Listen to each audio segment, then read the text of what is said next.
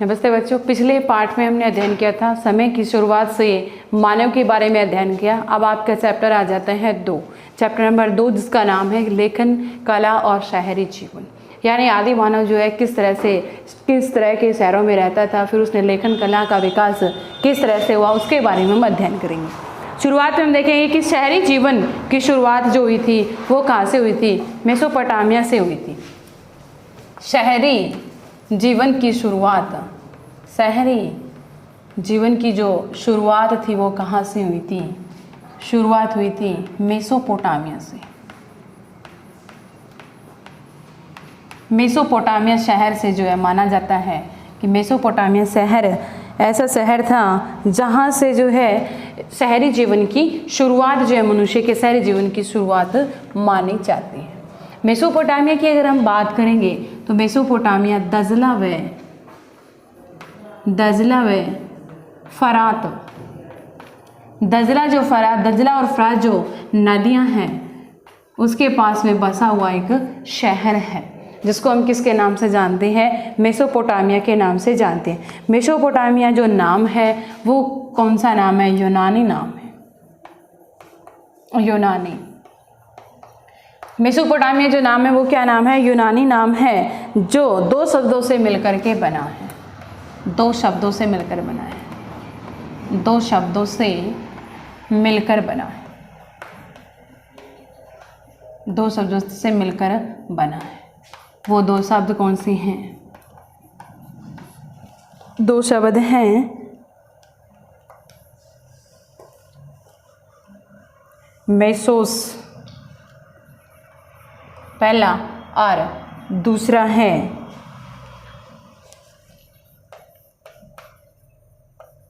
पोटेमास। ये 2 शब्दों से मिलकर के बना है मेसोस और पोटेमास। मेसोस का मतलब क्या होता है? मध्य में स्थित, यानी बीच में स्थित। और पोटेमोस का अर्थ होगा नदी। यूनानी शब्द है मेसोपोटामिया। यूनानी शब्द है, 2 शब्दों से मिलकर के बना है। पहला शब्द है मेसोस और दूसरा शब्द है पोटेमास। मेसोस का मतलब क्या होता है? मध्य में स्थित। तो किसके मध्य में? पोटास, जिसका नाम हम क्या लेते हैं? नदी। यानी 2 नदियों के बीच में स्थित जो भाग था वो क्या था? मेसोपोटामिया। और ये 2 प्रमुख नदियाँ कौन सी थी? दजला व फरात जो नदियाँ थी, इसके बीच में स्थित था यह प्रदेश। उपजाऊ धरती की ओर जो है इंगित करता है। यह प्रदेश आजकल जो है किसका क्षेत्र आता है? मेसोपोटामिया जो है वर्तमान में आता है इराक जो देश है वर्तमान में मेसोपोटामिया किस में आता है? इराक के राज्य के अंतर्गत जो है मेसोपोटामिया जो नाम आता है। फिर रहते हैं मेसोपोटामिया की सभ्यता अपनी संपन्नता, शहरी जीवन, विशालता, समृद्ध साहित्य, गणित और खगोल के लिए प्रसिद्ध थी। मेसोपोटामिया की जो सभ्यता है, जिस तरह से अपनी सिंधु सृष्टि सभ्यता थी जो अपने वैभव के लिए प्रसिद्ध थी, संपन्नता के लिए प्रसिद्ध थी, उद्योगों के लिए, नगरों के लिए प्रसिद्ध थी, उसी तरह से मेसोपोटामिया की जो सभ्यता है, मेसोपोटामिया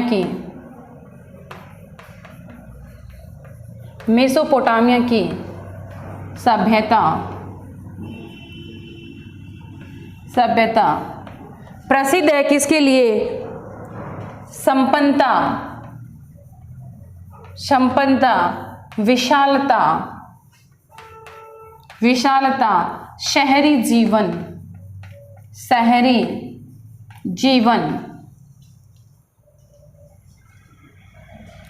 समृद्ध साहित्य,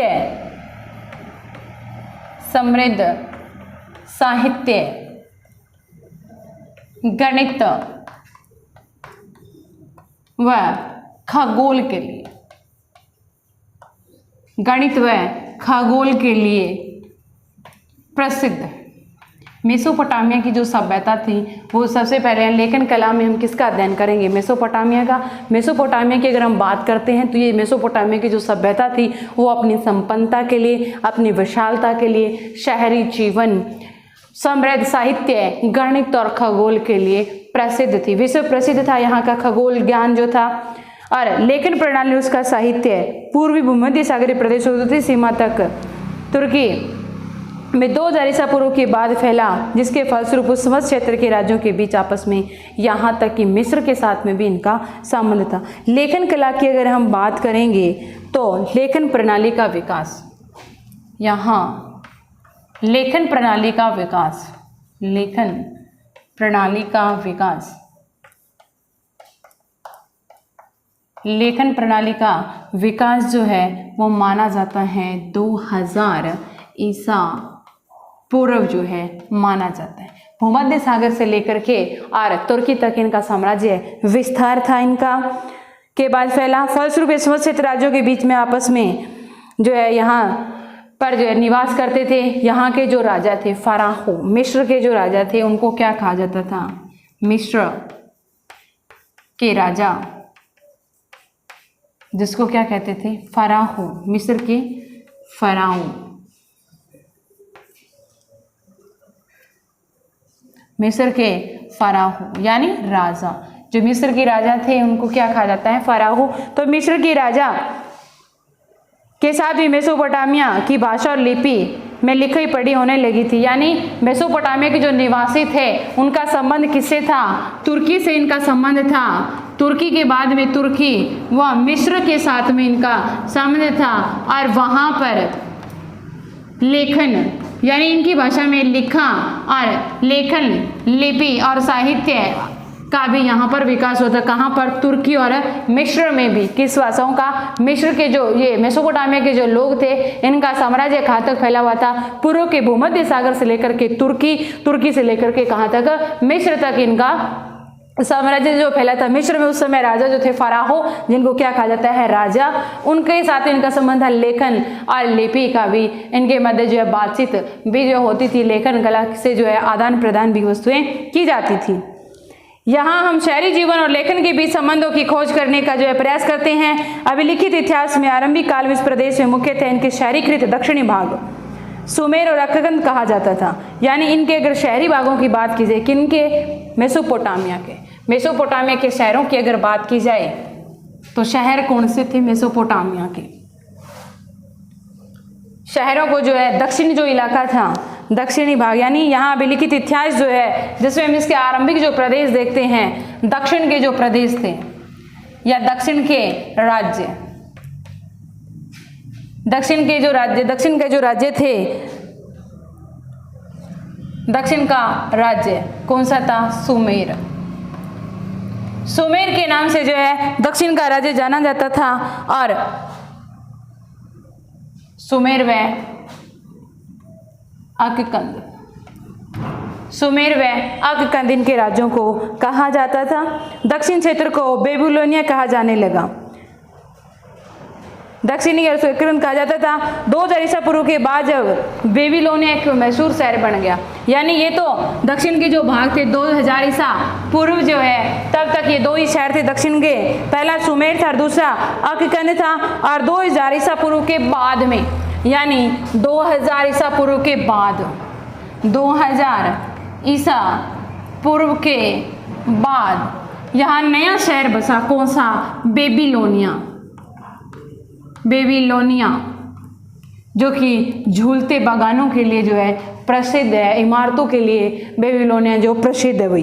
ये इनका जो एक महत्वपूर्ण शहर बन गया था। और 1100 ईस्वी तक जो है, 1100 ईसा पूर्व तक जो है असीरिया ने उत्तर में अपना राज्य स्थापित किया। तब इस क्षेत्र की भाषा जो, उस क्षेत्र को जो है असीरिया कहा जाने लगा था। यानी इसके दक्षिण में कौन सा राज्य आ गया था? बाद में दक्षिण का जो ये एक शहर है ये विकसित हुआ। कौन सा? बेबीलोनिया। पहले कौन से थे? 2000 ईसा पूर्व से पहले दक्षिण के सुमेर और अककंद थे। सुमेर और अककंद के बाद में 2000 ईसा पूर्व के बाद में यहाँ एक नया शहर बसा बेबीलोनिया, जो कि बाद में दक्षिण के प्रमुख राज्यों में इसकी गिनती होने लगी थी। बेबीलोनिया जो था यहाँ पर 1100 ईसा पूर्व में, 1100 ईसा पूर्व में यहाँ पर जो है असीरियाई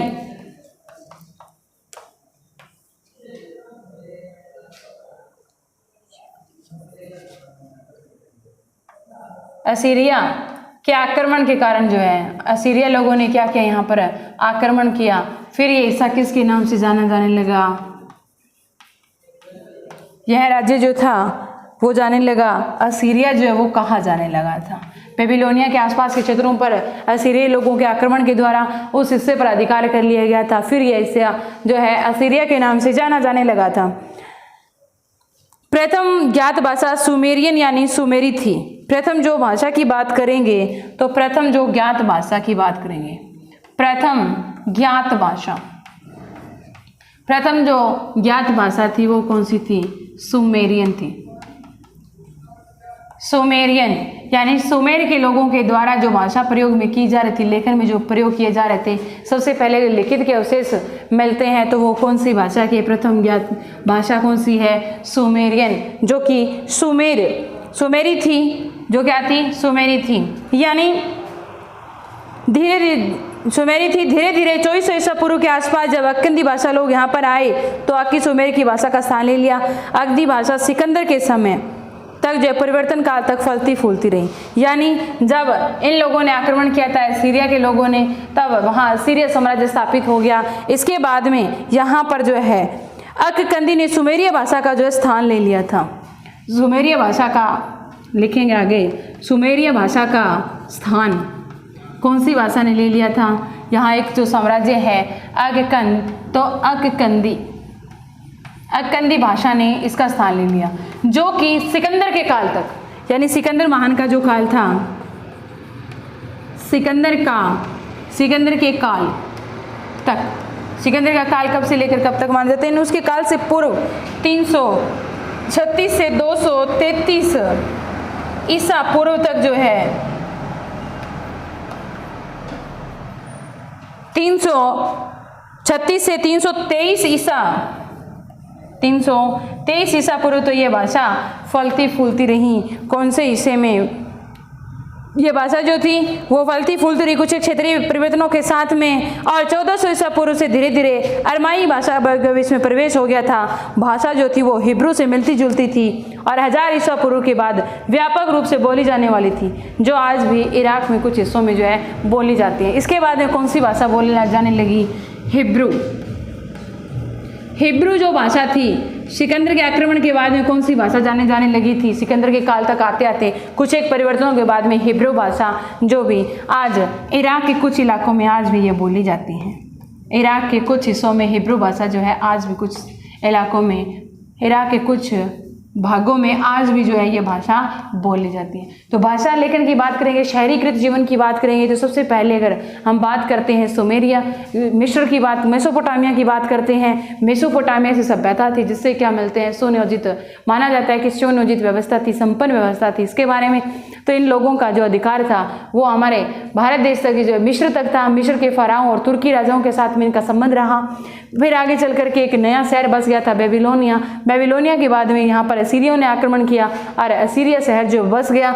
इसके बाद में प्रथम ज्ञात जो भाषा की बात की जाती है तो सुमेरियन या सुमरी भाषा, और इस भाषा का स्थान ले लिया कुछ एक समय बाद में अगदी भाषा के लोग यहाँ जब आए थे तो अगदी भाषा का स्थान ले लिया। इसके बाद में ये अगदी जो भाषा थी काफ़ी समय तक जो है यानी सिकंदर के काल तक 336 से लेकर के 323 ईसा पूर्व तक कुछ एक परिवर्तनों के बाद में फलती फूलती रही। इसके बाद में जो नई भाषा आई वो थी हिब्रू। हिब्रू भाषा जो है वर्तमान तक इराक के कुछ एक गणराज्यों में बोली जाती है।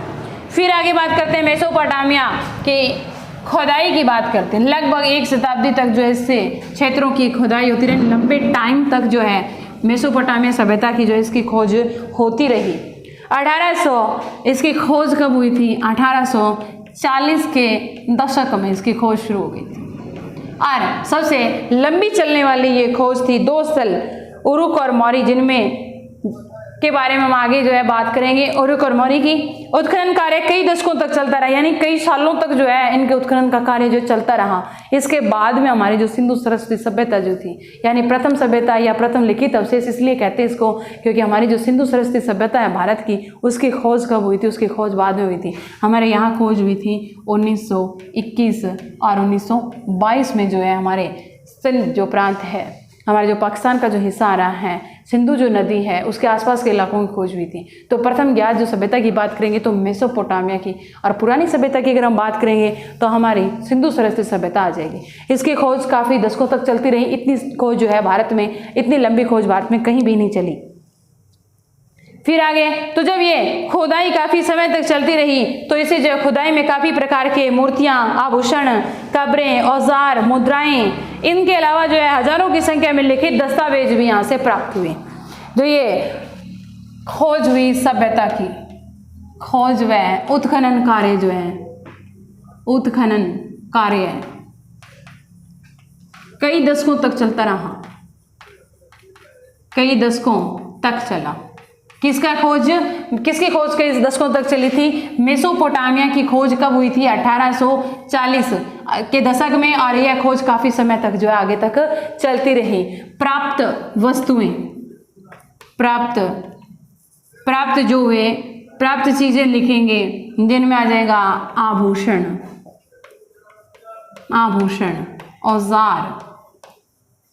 औजार, नगर निर्माण, इमारतें, नगर इमारत, मुद्राएं, लिखित दस्तावेज, यानी इनकी खोज जो है काफ़ी समय तक हुई, कई दशकों तक हुई। 1840 में इसकी खोज होने लगी थी। ऐसी खोज जो है हमारे भारत देश में नहीं हुई। इसके बाद हमारे भारत देश में खोज हुई थी 1921-22 में सिंधु सरस्वती सभ्यता की, तो काफ़ी दशकों तक चली। तो इसमें जो आभूषण, औजार, नगर निर्माण संबंधी जो भी सामग्रियाँ थी, इमारत, प्रमुख भवन, मुद्राएं और लिखित दस्तावेज भी यहाँ से प्राप्त हुए। मूर्तियाँ, लिखित दस्तावेज, मूर्तियाँ, कब्रें, यानी मृतक को दफनाने वाली जो कब्र होगी, शमशान भूमि जो भी में प्राप्त हुई। हजारों की संख्या में जो लिखित अवशेष, तो यूरोपीय वासियों के लिए मेसोपोटामिया इसलिए महत्वपूर्ण था क्योंकि बाइबल के प्रथम जो अध्याय था ये यूरोपीय जो लोगों के लिए जो है, यूरोपीय महाद्वीप के लोगों के लिए ज़्यादा महत्वपूर्ण था मेसोपोटामिया। क्यों? क्योंकि इनकी जो बाइबल है, यूरोपीय लोगों की जो बाइबल है, बाइबल के प्रथम पृष्ठ पर, बाइबल के प्रथम भाग, बाइबल के 2 भाग हैं। प्रथम भाग कौन सा था? ओल्ड टेस्टामेंट में इसका उल्लेख है। ओल्ड टेस्टामेंट में ऐसा उल्लेखित किया गया है जिसमें बुक ऑफ जैसिन में सीमार के उल्लेख है, जिसका तात्पर्य होगा सुमेर ईंटों से बना हुआ शहर है। ओल्ड टेस्टामेंट की बुक, यानी ये जो ओल्ड टेस्टामेंट की जो बुक थी, इसका जो ये अध्याय था, बुक ऑफ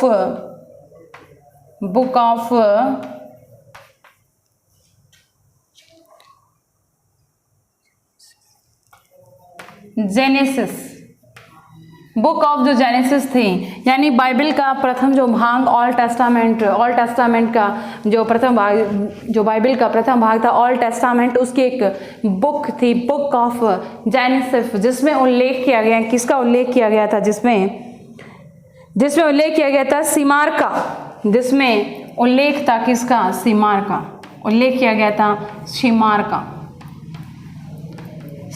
का जो है उल्लेख किया गया था, जिसका अर्थ क्या होता है?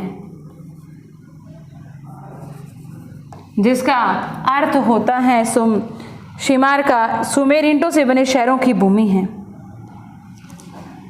सुमेर ईंटों से बनी हुई भूमि है, ईंटों से बनी हुई भूमि। यानी ये जो ओल्ड टेस्टामेंट थी, इसके में जो है इसके बारे में अध्ययन करेंगे तो पता चलता है कि बुक ऑफ जेनेसिस जो था उसमें उल्लेख किया गया सीमार नामक एक शब्द का, यानी सीमार नामक एक शब्द यूज किया गया, जिसका अर्थ क्या होता है सीमार नामक शब्द का? कि ईंटों से सुमेर जो बनी हुई जगह जो थी वो ईंटों से बनी हुई भूमि है, यानी सुमेरिया एक देश की बात हो रही है, एक जगह की बात हो रही है जो जगह किससे बनी हुई थी, ईंटों से निर्मित जगह थी।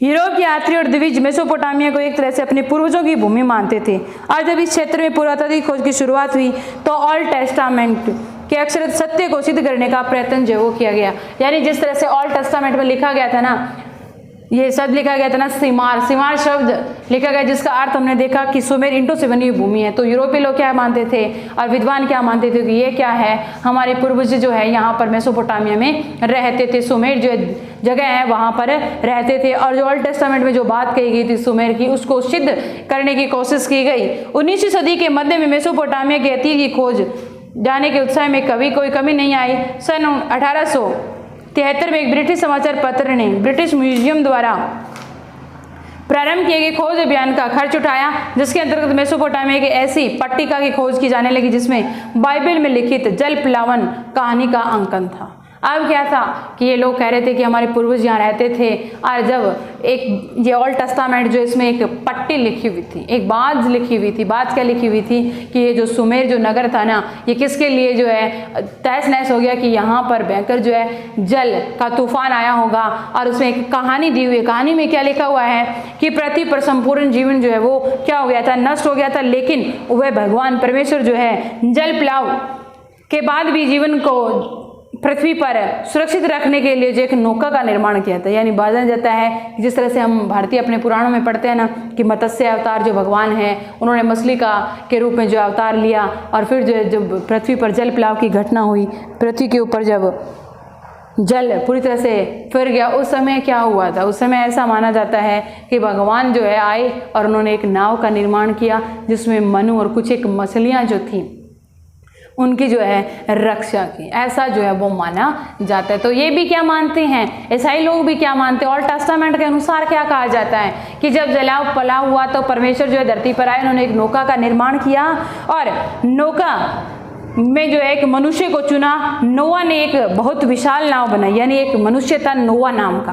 कौन सा मनुष्य था, एक मनुष्य था नोआ नाम का, जिसने क्या किया था, नोआ ने नाव बनाई, नाव बनाई, नोआ ने नाव बनाई और अपने साथ जो है कुछ एक जानवरों को लेकर के और वह क्या चला गया, उसमें सभी जीव जंतु और एक जोड़ा रख लिया। और जब जल प्लाव हुआ बाकी सब कुछ तो नष्ट हो गया और नाव में रखे हुए सभी जोड़े जो थे वो सुरक्षित रह गए। यानी ये जो नोआ नाम का जो मनुष्य था ना, इसने एक नाव बना ली और नाव बनाने के बाद में पक्षियों के एक जोड़े को रख लिया, यानी पूरा एक नर और एक मादा। तो इसी तरह से उन्होंने मनुष्यों को भी रख लिया, एक लेडीज और जेंट्स, ऐसे करके जितने भी पृथ्वी के ऊपर जानवर जो थे ना, जानवर है मनुष्य जो भी प्रजाति है उनके सबके एक जोड़े लग लिया। यानी एक इतनी विशाल नाव बनाई जिसमें जो है पृथ्वी के जो प्रत्येक हिस्से के जो लोग थे ना, उनमें जीव जंतु पशु पक्षी जो भी थे ना, उनका एक जोड़ा रख लिया। और जब जल प्लाव हुआ यानी पृथ्वी के संपूर्ण ऊपर जल फिर गया, फिर से पृथ्वी जो है जल के ऊपर आई, तो उस समय उसने क्या किया, नाव से इनको जो है वापस रख दिया। और ऐसी कहानी जो है मेसोपोटामिया के पारंपरिक साहित्य में भी मिलती है। इस कहानी के मुख्य पात्र को जीवशूद्र या उतानपिस्ट कहा जाता है। यानी ये कहानी थी एक ओल्ड टेस्टामेंट में जो लिखी हुई थी, मेसोपोटामिया के इतिहास में लिखी हुई थी। तो लोग क्या चाह रहे थे, यूरोपीय वासी क्या चाह रहे थे कि जो ये कहानी हुई थी जल प्लाव की, इसको जो है अक्षरत सिद्ध कर दें और एक ऐसी पट्टिका जो है उसकी खोज करें वहाँ पर कि ऐसा कुछ लिखा हुआ हमें प्राप्त हो जाएगा। मेसोपोटामिया की जब हमने खोज मेसोपोटामिया की जब खोज करें तो वहाँ से ऐसी पट्टी जो हमें प्राप्त हो जाएगी, लेकिन ऐसा नहीं हुआ। 1960 के दशक में यह तक समझा जाता था कि ओल्ड टेस्टामेंट की कहानियां अक्षरत सही नहीं है, लेकिन ये इतिहास में वे महत्वपूर्ण परिवर्तनों के अतीत को अपने ढंग से अभिव्यक्त करती हैं। धीरे धीरे पुरातात्विक तकनीकों ने अधिक उन्नति की और परिष्कृत होती चली गई और भिन्न भिन्न पहलुओं पर ध्यान दिया जाने लगा, यहाँ तक कि आम लोगों के जीवन की भी परिकल्पना की जाने लगी। बाइबल की कहानियों को अक्षरत सच्चाई को प्रमाणित करने के कार्य गौण हो गया। आगे के अनुभागों यानी पहले जो क्या था कि ये जो कहानी दी गई थी उसको सिद्ध करने में लगे हुए थे लोग, लेकिन धीरे धीरे जो है वह बातें पीछे रह गई और बाद में जो सामान्य व्यक्ति जो जीवन जी रहा था ना, उसके बारे में बातें जो है की जाने लगी, उसके बारे में खोज की जाने लगी। अब हम देखेंगे मेसोपोटामिया और उसका भूगोल। देखिए ये तो थी मेसोपोटामिया के बारे में सामान्य सी जानकारी। अब आ जाता है मेसोपोटामिया। नेक्स्ट पॉइंट है मेसोपोटामिया और उसका भूगोल। मेसोपोटामिया और उसका भूगोल, मेसोपोटामिया और उसका भूगोल, जिसमें हमें क्या अध्ययन करना है कि इस इराक भौगोलिक विविधता वाला देश है। यानी मेसोपोटामिया, हमने जैसे कि स्टार्टिंग में हमने बताया कि मेसोपोटामिया जो है वो किसका हिस्सा था, इराक का। इराक जो है, इराक जो भौगोलिक विविधता वाला देश है, पूर्वोत्तर भाग में हरे भरे ऊंचे मैदान है जो कि धीरे धीरे वृक्षाचित पर्वत श्रृंखला के रूप में फैलते गए। इराक की बात हो रही है यहाँ पर। इराक भौगोलिक विविधता वाला देश है, भौगोलिक विविधता वाला देश है, विविधता वाला देश, जिस तरह से अपना भारत देश है विविधता वाला देश। हमारा भारत देश भी क्या है, भौगोलिक विविधता लिए हुए 5-6 जो है हम इसको भौतिक भागों में बांटते हैं। तो उसी प्रकार से इराक भी क्या है, भौगोलिक विविधता वाला क्षेत्र है। तो इराक की अगर हम बात कर रहे थे तो इराक के पूर्वोत्तर भाग में, पूर्वोत्तर भाग में ऊंचे ऊंचे हरे हरे घास के मैदान है, घास के मैदान है। और वहीं पर जो है धीरे धीरे ये नदियों के द्वारा जो लाई जा रही थी मिट्टी से क्या होते गए, धीरे धीरे ऊंचे होते गए। और इसी के पास में भी किसका निर्माण हो गया, पहाड़ी क्षेत्रों का जो निर्माण हो गया। और स्वच्छ झरने, जंगली फूल हैं। यहाँ अच्छी फसल के लिए जो प्राप्त जो है वर्षा हो जाती है। यहाँ 7000 से 6000 ईसा पूर्व के बीच जो है खेती करना शुरू कर दी। मेसोपोटामिया की बात हो रही है तो यहाँ 6000 ईसा पूर्व से 7000 ईसा पूर्व खेती कार्य जो है वो शुरू हो गया था, खेती करना शुरू हो गया था। साथ के साथ में खेती निर्भर किसके ऊपर रह रही थी, खेती निर्भर रहती वर्षा पर। उत्तर में ऊंची भूमि जहाँ पर क्या है, यानी इराक में उत्तर की जो ऊंची भूमि है, उत्तर की ऊंची भूमि, उत्तर की ऊंची भूमि जिसमें क्या है, घास के स्टैपी घास के मैदान है। उत्तर की जो ऊंची भूमि है वहाँ घास के स्टैपी जो है मैदान है। और उसी मैदानी भागों में भेड़, बकरियाँ और छोटे छोटे उगने वाले झाड़ियाँ, घास से जो है वहाँ पर पशुपालन का कार्य जो किया जाता है। भेड़ बकरियाँ छोटी छोटी घासों से और झाड़ियों से अपना भरण पोषण करती है। पूर्व में दजला की सहायक नदी ईरान के पहाड़ी प्रदेशों में जाने से परिवहन जो है वो अच्छा संसाधन हो गया था। और यही वह स्थान है जहाँ सबसे पहले नगरों और लेखन प्रणाली का प्रादुर्भाव हुआ। आगे हम क्या लिखेंगे, पूर्व में दजला के सहायक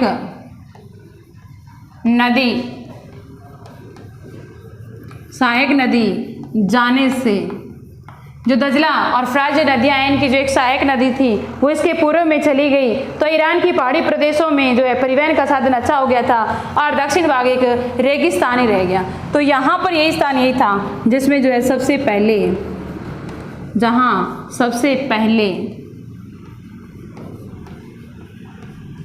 नगरों या शहरी जीवन व लेखन कला का विकास हुआ। शहरी जीवन में लेखन कला का विकास हुआ। मेसोपोटामिया की बात हो रही है। इराक का गणराज्य था, भौगोलिक क्षेत्र जो विभिन्नता लिए हुए था और ये पूर्वोत्तर भाग में ऊंचे ऊंचे घास के हरे हरे मैदान थे और वहीं पर पर्वतीय भाग हो गया। 7000 से लेकर के 6000 ईसा पूर्व में जो है यहाँ पर खेती करना शुरू कर दिया था। खेती के अलावा जो घास के मैदान थे वहाँ बकरियाँ और भेड़ें पालते थे लोग और बकरियाँ जो अपना भरण पोषण इसी से कर लेती थी। फिर आगे आ जाती है बात दजला। पूर्व में दजला की सहायक नदी जाने लगी जिससे क्या हुआ, इराक के जो पर्वतीय जो स्थल थे वहाँ से परिवहन का साधन हो गया और परिवहन का साधन होने के साथ ही सबसे पहले नगर और शहरी जीवन लेखन कला का प्रादुर्भाव जो यहाँ से हुआ। और रेगिस्तानी पास में क्या था, रेगिस्तानी जो प्रदेश था और रेगिस्तानी प्रदेश में जो है भरण शहरों के लिए जो भरण पोषण का साधन बन सकने की क्षमता थी। यानी रेगिस्तान का प्रदेश और पास में अगर नदी बह रही हो और शहरी क्षेत्र है तो वहाँ भरण पोषण के साधन आराम से जो उपलब्ध हो जाते थे। दजला और फरात नाम की नदियाँ उत्तरी पहाड़ों से निकल करके अपने साथ उपजाऊ जो है मिट्टी लेकर के आई। दजला फरात जो नदियाँ थी इसी के बीच में ये बसा हुआ है मेसोपोटामिया। तो यहाँ पर दजला फरात नदियाँ जो है पर्वतों से जैसे नदियाँ निकल रही है तो अपने साथ उपजाऊ मिट्टी लेकर के आई और इसी से क्या होने लगा, वहाँ पर खेती का कार्य जो वो होने लगा। फरात नदी रेगिस्तान में प्रवेश करने के बाद कई धाराओं में बहने लगी और कभी कभी इन धाराओं में बाढ़ जाती थी और पुराने जमाने में ये धाराएं किस में काम करती थी? सिंचाई की नहरों में। अब बात आ जाती है आगे। फरात जो नदी थी वो कहाँ बह रही थी? रेगिस्तान, पहाड़ी इलाकों से रेगिस्तान की ओर जो है वो बह रही थी। फरात नदी जो है रेगिस्तान में प्रवेश करने के बाद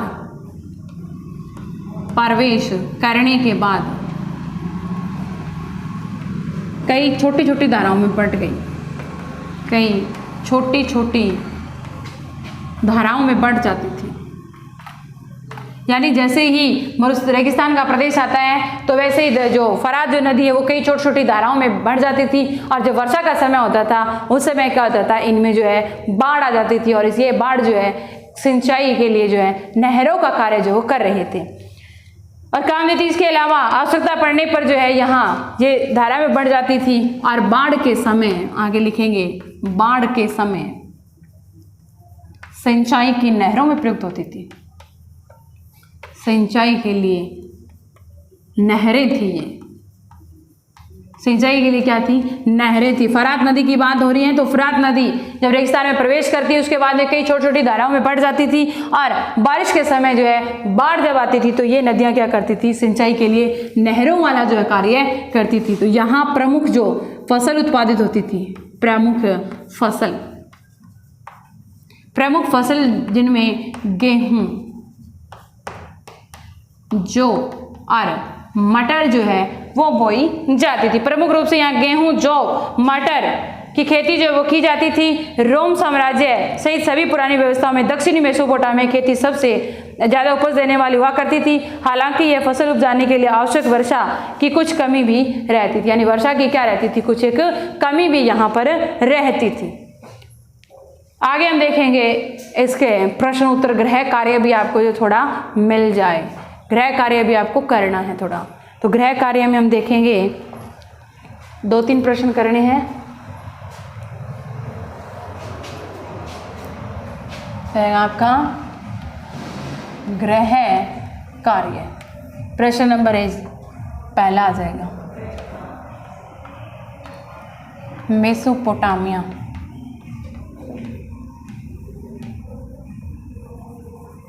मेसोपोटामिया शब्द किन शब्दों से मिलकर बना है? किन शब्दों से मिलकर बना है? मेसोपोटामिया जो शब्द है वो किन 2 शब्दों से मिलकर बना है? मेसोस और पोटेमास से मिलकर के बना हुआ है। प्रश्न नंबर आ जाएगा 2 आपका।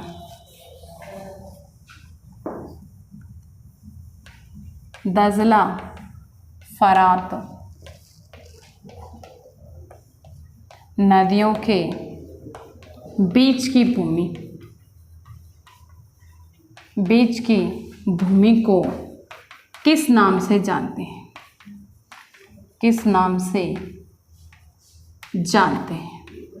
दजला व फरात नदियों के बीच के स्थान को किस नाम से जानते हैं? मेसोपोटामिया के नाम से जानेंगे। इसके बाद में आ जाएगा आपके प्रश्न नंबर आ जाएगा 3। प्रश्न नंबर 3 में लिखेंगे, प्रश्न नंबर 3 जिसमें आपको लिखना है शहरी जीवन की शुरुआत कहाँ से हुई? शहरी जीवन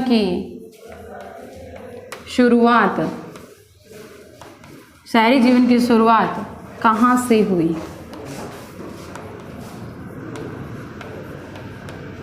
प्रश्न आपको 3 ही करने हैं। पहला प्रश्न आ जाएगा आपके मेसोपोटामिया शब्द किन 2 शब्दों से मिलकर के बना है?